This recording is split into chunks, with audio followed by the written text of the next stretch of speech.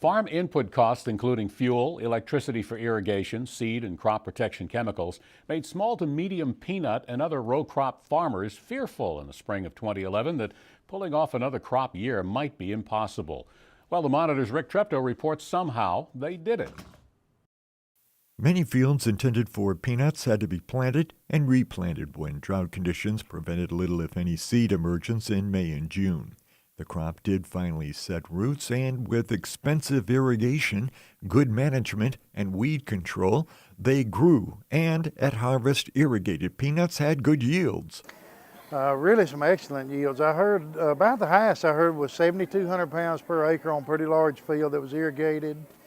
I've talked with farmers, though, that have average yields on their farm over 6,000, 6,500 pounds.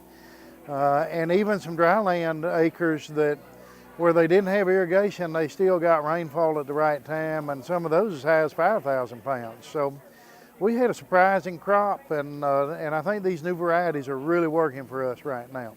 The growers aren't taking those yields for granted. USDA meteorologists and others say a La Nina, an ocean atmospheric phenomenon, is setting in over Arizona east to Georgia and South Carolina. Right now, we've got wells that are iffy. We have ponds that are dry. But I got to believe that somewhere along the way this weather pattern breaks, we start getting that rain, and as an ultimate optimist, I think it's going to be a good year.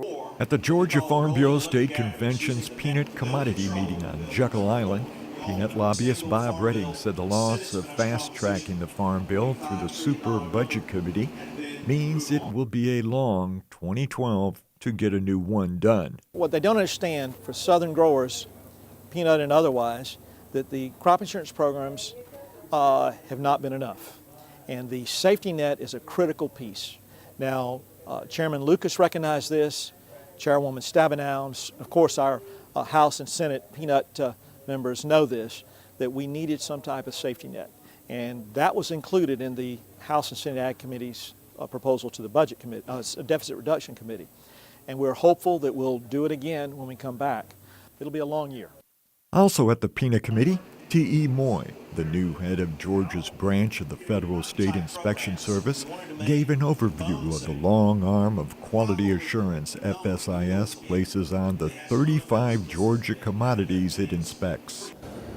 Just about all fruits and vegetables, and from sweet corn to squash. And then we also inspect the pecans, peanuts, and onions. T.E. is well known in agriculture. He's farmed for many years and worked for the Georgia Farm Bureau Federation. In his new position, he wants the best training for the inspectors. That is done by both FSIS and USDA. And then they go and do the inspection, and that inspection, it stands up in most courts, all federal courts and most state courts. Peanut production, according to FSIS, should total 300,000 tons less in the peanut states. The peanut producers have come a long way in the last several years. They put a good product for the market, very little disease, very little damage, and we think we do a good enough job finding the damage that they do that gets by them, and I think the consumer has a real good product that they get to eat peanut butter. Already, farmers would like to see an encouraging sign for 2012. If it doesn't rain in the winter, then 2012 could be a bad year. I'm Rick Treptow for the Georgia Farm Monitor.